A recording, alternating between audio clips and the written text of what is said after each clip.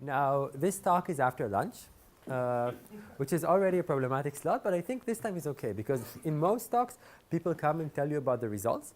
In this talk, I'll just tell you about my problems. So it's going to be like, hopefully, yes, psychology, and you'll give me like consolation and tell me it's okay, we love you, Avinatan. So I'll feel better in the end. We'll bring a sofa. Yeah, bring sofa and tissues. So, anyways, I'll tell you a little bit about the redesign of the Israeli master's psychology programs. This is all joint work with Safrom, who is back there, who is from Harvard and spends a lot of time in Israel, so we have time to do it. Okay, so I'll give a little bit of background, tell you what's happening right now, like what's the old process, maybe I should say, and then tell you about the redesign process and the issues we've encountered. And I'm going to focus on one issue, which is coordinating and matching markets, which is something which is really fundamental in that market and I think has effect in other markets as well. Okay, so most of the crowd probably knows this, but for those who don't, in Israel, basically, you have to do three things to become a psychotherapist.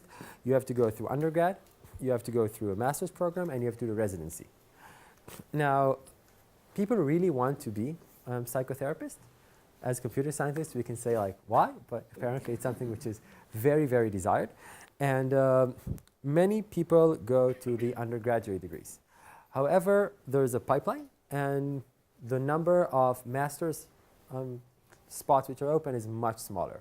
So you should think about, I don't know, maybe around 900 or 1,000 people start undergrad in psychology, and maybe 200, 250 end up doing a master's, and only half of them actually get to do, like, actually become clinical psychologists. Like some of the master's programs are not clinical psychology, and they're less desired.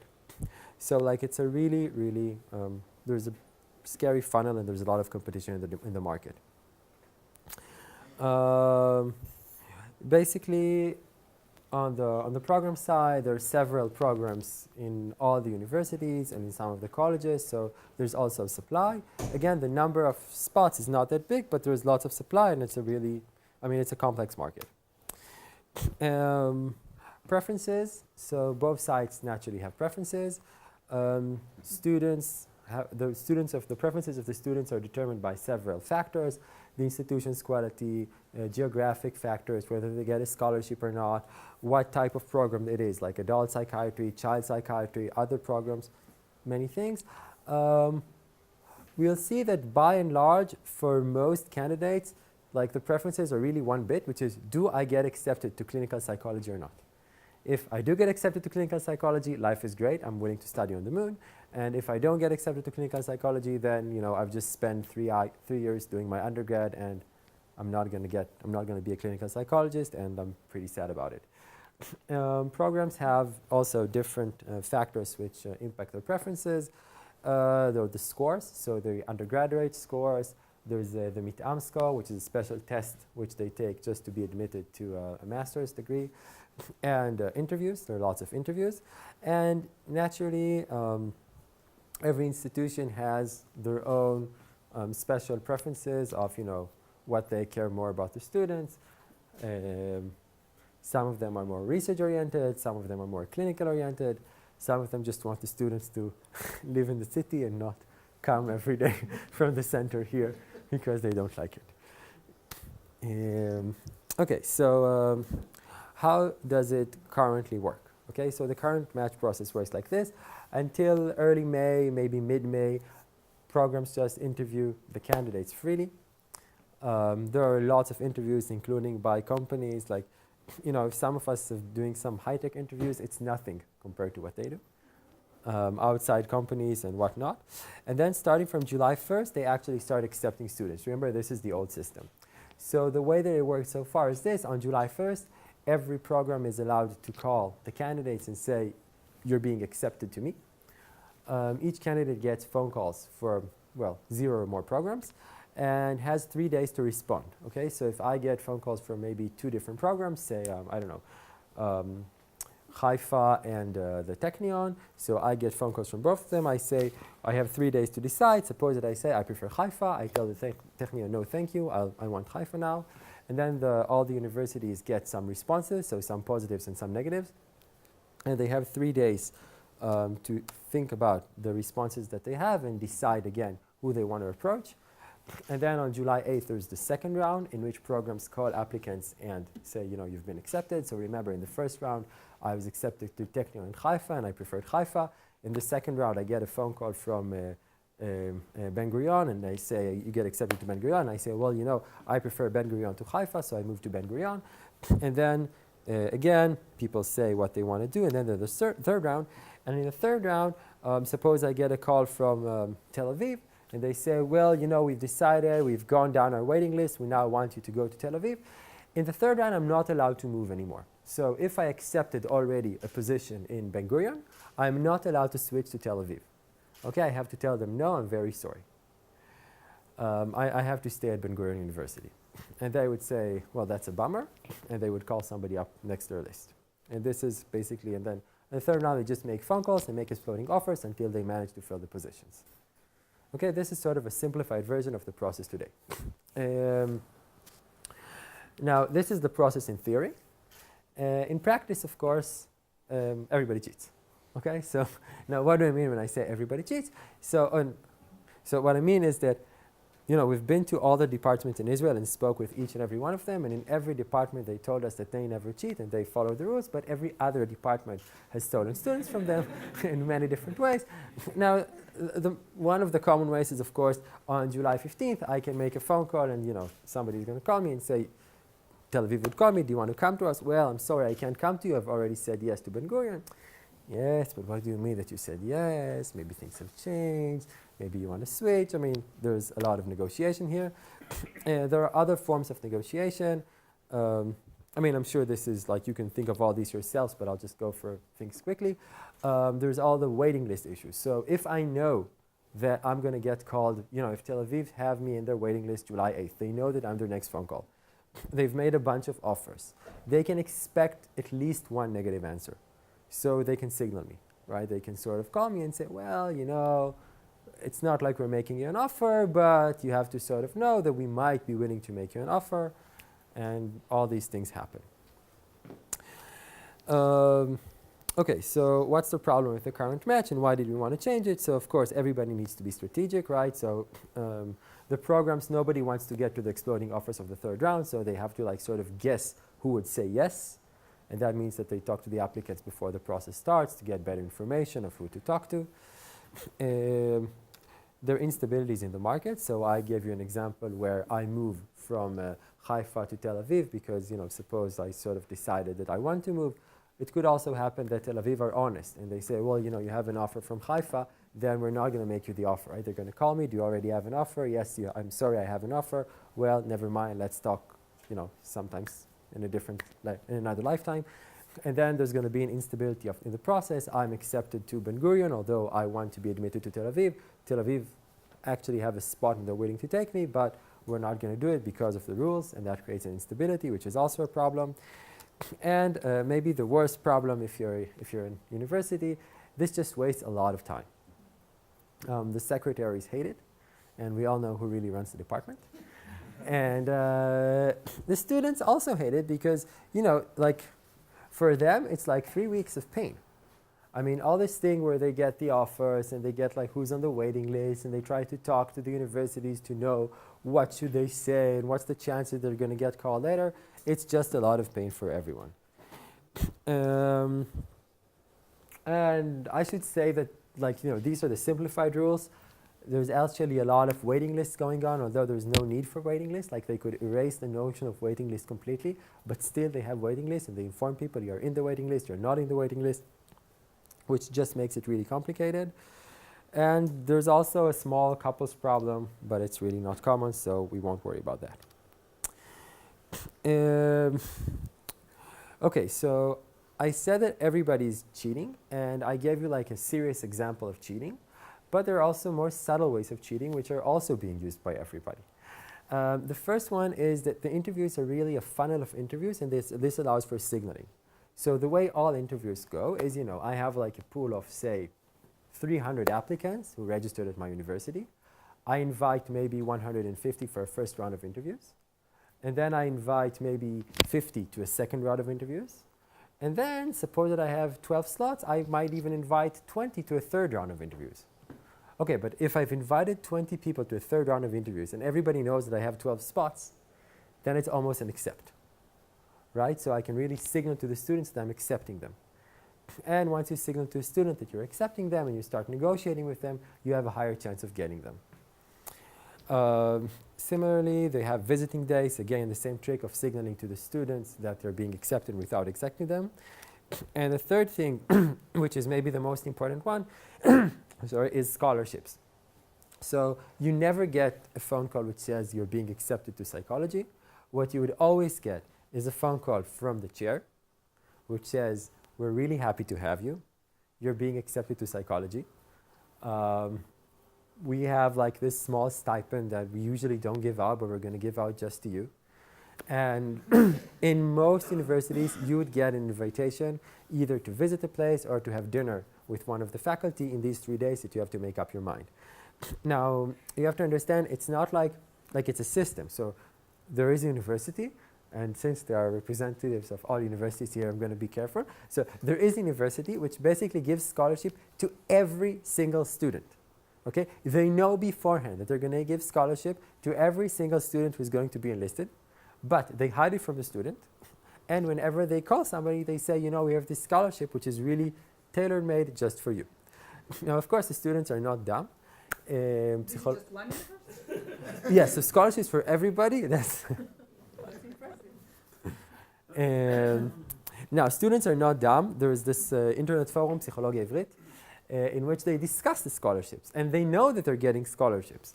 But, of course, they don't know if it's going to happen in this year as well, or it just happened only last year, because universities hold that information.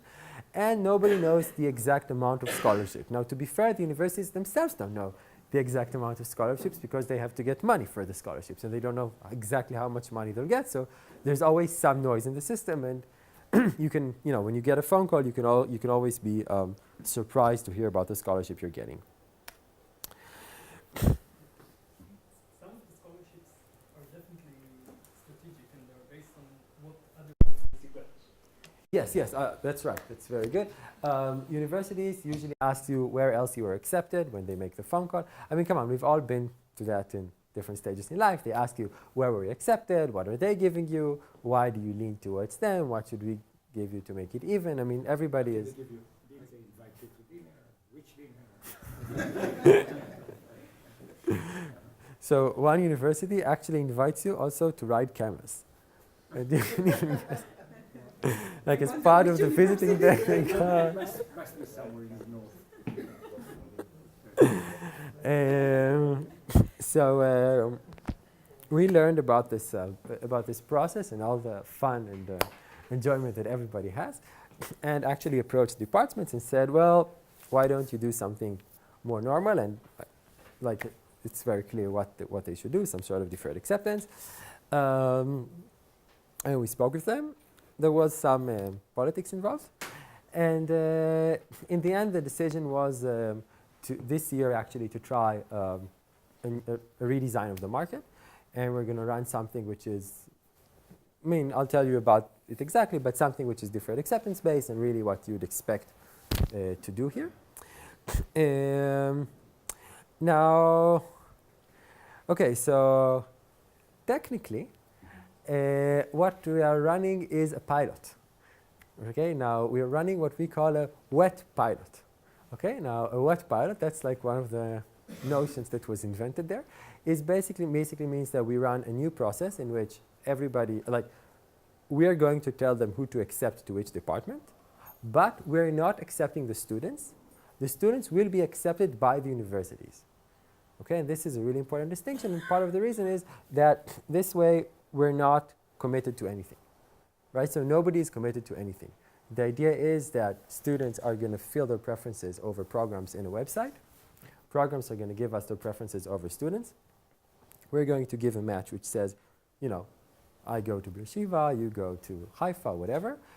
And then all the universities are going to look at the match that we're going to give them and say either we accept it, we're going to make the phone calls just like you told us and we're going to admit the student just like you told us, or they're going to go back and do what they did last year. Okay, so they have this sort of reset button, which I actually really like. I mean, there are two reasons I like it. One is it enabled us to pass the opposition, so like they don't feel that they're completely doomed and they trust us too much. Like if something goes wrong, they can always go back. And the part I like the most about it is, you know, I kind of wish they would go back because, as you already guessed, we're going to give them, we're going to do deferred acceptance, we're going to give them a stable outcome in which students go to universities. And if somehow, you know, if there's a stable outcome and somebody says, you know what, I don't accept the stable outcome, I want to go and make phone calls, I really want to see like what's going to be the difference. So on a scientific level, I almost hope they'll get mad at us and try to Make sure go something back. goes wrong. Yeah. But if not, they're actually going to use it this year. And if you go to www.psychologymatch.org, you'll see the website. And students have already registered and started. I mean, right now they only need to register to the site. We have this morning 870 students who are registered to the sites. And we think we have most of the students by now. But if even one department will not agree, then they will go to the previous. Right, so that's an excellent question in the sense that some of the departments were for. So the way this was negotiated was we had meetings with all the departments and we had a couple of meetings, or maybe 3, with all the departments together in which, you know, they had to decide. And sort of, as things always happen, there was a decision and there was people who were for and people who were against. And you know, it's like the peace process. Like if you try to draw clear borders, then everybody fights. But as long as it's a bit amorphic, then everybody's happy. So it's kind of, you know, if the general sentiment, if everybody's happy with it, then everybody's happy. If one department is against, then they're going to have to talk about it among themselves and sort of see what they want to do. And if like half the departments don't like it, then it's easy. They just throw it away and do what they want. Okay, so before I tell you what we do, which is really the most boring part of the talk because you know what we're going to do, I just want to tell you about the opposition. So there was really one department who led the opposition to what we said. They were mostly worried about the scholarships. Today they use the scholarships to attract students and they were worried like how it's going to behave in a deferred acceptance manner. They claim that getting a phone call from the chair is much better than a computer. That's why we did the thing where we don't accept them. The chair can still make the phone calls, but they were like really worried. They said something else, which, you know, as game theorists, computer scientists, we don't like, but as psychologists, I totally understand them. They said that, you know, if we do something which is deferred acceptance based, then I have to rank all the places. If I get phone calls, then I have to rank the places who called me. And they said it's completely different, right? So if I rank everything beforehand, I would put, I don't know, Haifa on top, and then Beersheba, and then Tel Aviv. But if I only get phone calls from Beersheba and Tel Aviv, and I don't even think about the Haifa option, I would put Tel Aviv higher in the scoring. I don't know. I mean, I would accept Tel Aviv's offer and not Beersheba. So they claim that you can't make the decision beforehand because it's not the same. And they really didn't like anything that we said. And really, I mean, it didn't matter. Like everything we said, you know, we're not going to answer. We're not going to accept. You're going to make the phone calls. It didn't matter. Anything that we said, they said they don't like it. And we had really a hard time thinking why. Like, what was it so, like, you know, why are we so evil and why don't they like us? Okay, so before I'm going to hopefully solve the riddle for you, which is like already here, I just want to quickly say like what we promised them and what they were worried about. So basically what we're going to do is a deferred acceptance-based algorithm. I'm going to talk about that soon. Therefore, it's strategy proof for the students. Ideally, it would be strategy proof for both sides. It's not, but we know that since it's not a balanced market, it's almost strategy proof from this program side, so that's okay. We're going to have, it's going to be stable because it's going to be deferred acceptance. We're going to have, everybody's going to give us their quotas. So nobody gets too many students, which is also a problem for them. Scholarships are going to be the standard thing where you can either say, I'm going to give like 3 scholarships to in my program, so the 3 top students are going to get scholarships. Or I can always divide my program, right? So if I have a program which, like, suppose I have like 10 spots and 3 scholarships, I can also say I have like 2 different programs, psychology with a scholarship and psychology without a scholarship. One has 3 slots, the other has 7 slots, and just let the students rank them independently. So I can also solve the scholarships. They had diversity requirements, so they want gender balanced classes, they want to have minorities represented, everything that they want. There's all, we can do that using deferred acceptance, so we're going to do whatever they want to do. They also had like small other issues, so would somebody be worse off with respect to the current match? Hopefully not by much. How to handle no-shows, like everything seemed sort of to be really simple. Why didn't they like us? Like what's wrong? Like we're going to do a deferred acceptance process. I'll even tell you what we're going to do is really, exactly what I told you. We're going to do deferred acceptance process, handle married couples, handle whatever they want to do, the standard thing. Why did that department not like us?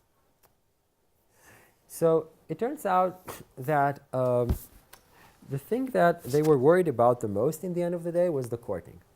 They were happy with the fact that they can court, they can make a phone call from the chair and tell people, we have this special scholarship which is just for you. And they knew that they're going to lose it in some sense, because if we're going to make if the decisions are made offline and there's no phone call from the chair, they're not going to have the opportunity to court.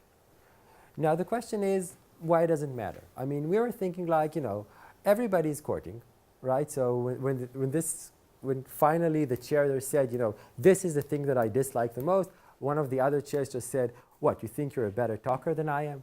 Like you think when you call the students and tell them, come study at my university, they just run, but when I call the students and say, come study at my university, they don't care about me. Like what magic do you use during that phone call that you manage to attract the students?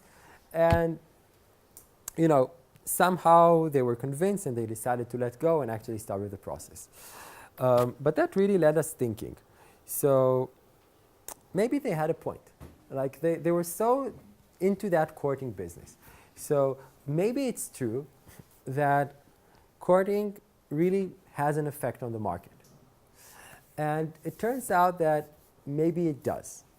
And here's the intuition. So my initial intuition was, courting doesn't matter, right? The chair makes phone calls to everybody. You get phone calls from 2 chairs. You just ignore it and get it over with. But now consider a different model in which there is really the chair cannot tell everybody you're going to be the best student of the class.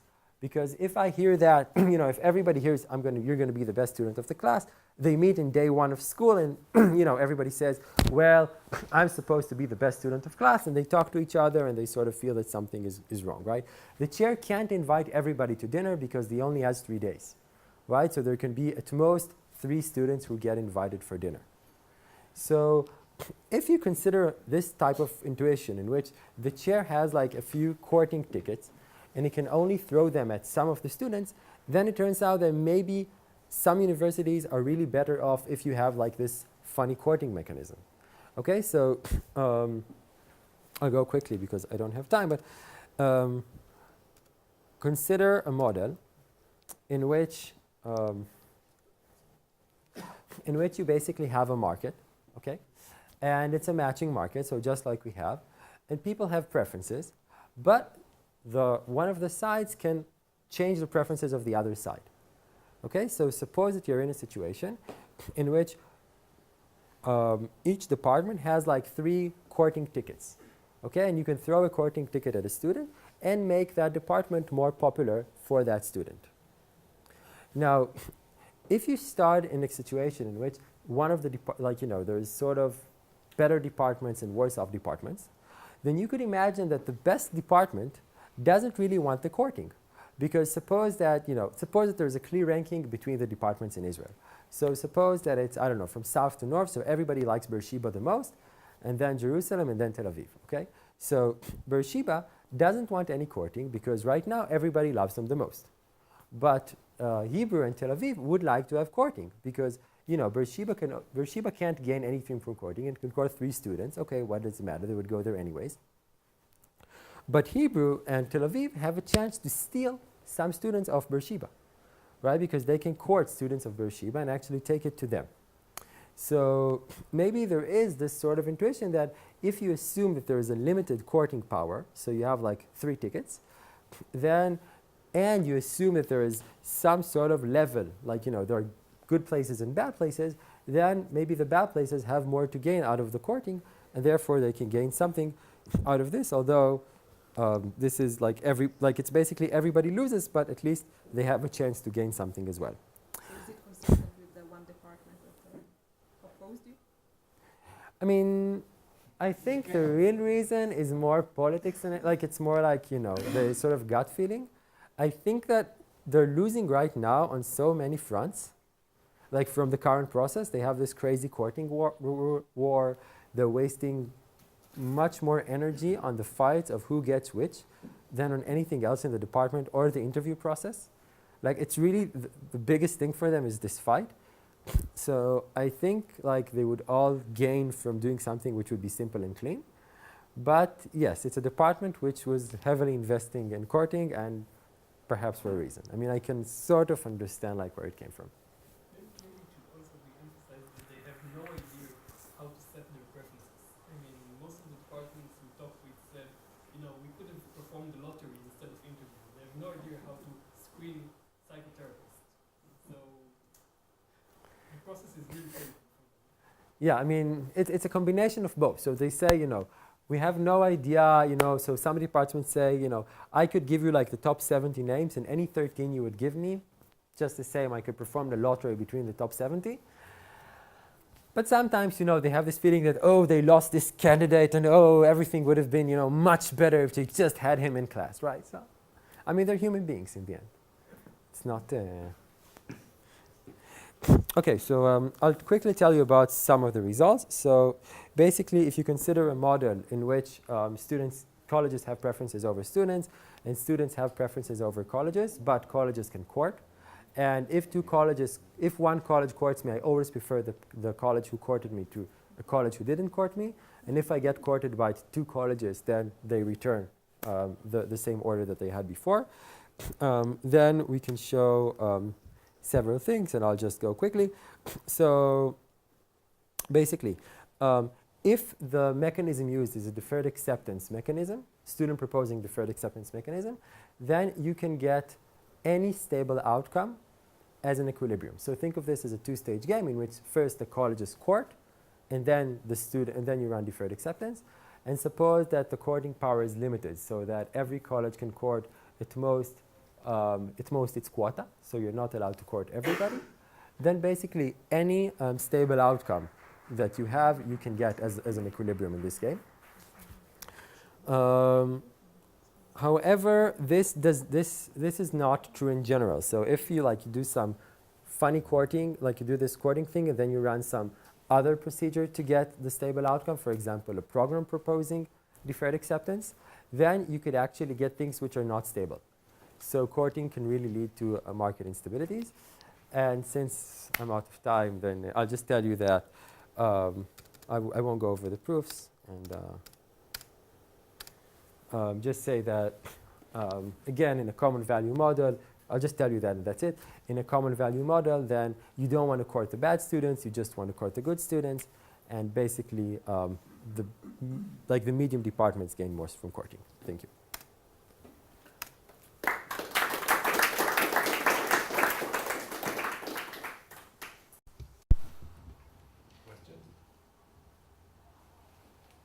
You said that you allow, for example, if Tel Aviv have some places with scholarships and some places without, then you allow it, then you basically treat them as 2 separate programs. But I mean, if a student ranks Tel Aviv with a scholarship first and Tel Aviv without a scholarship second, then Tel Aviv always has an incentive to take his scholarship away and give it to someone else, even if they would have, I mean, if you do the normal stable procedure and so on, you give them a scholarship, then Tel Aviv has an incentive to take away the scholarship and give it to someone else, because that student would come anyway. So you somehow need to tweak. I mean, do you handle this kind of instability? Yes. So I mean, I handle it in the forum. You're right. They have this incentive. The way I handle it is Tel Aviv. They're not like they're giving me a ranking over the students, and they don't know the students' ranking, so they can't play so with an it. instability exists, but they don't know about it. Yeah, and the instability is only in the form that they could have not given this guy the money and he would still come. And they could have given it to someone else who maybe would have come and didn't come now. Right, but they won't Yeah. find out that if after the years, it's like usually the problem of instabilities is you're not getting admitted to somewhere, you're making a phone call there. Will you accept me? Yes, we'll accept you. Yeah. This is an instability which they won't find out because they won't, after the year starts, they won't go to you and say, Yanai, we gave you 10,000 scholarships. Would you be willing to come if we take that money from you? So it's like a different form of instability that we're not worried about, students saying, I would come here anyways. Like I would go, I would pay. So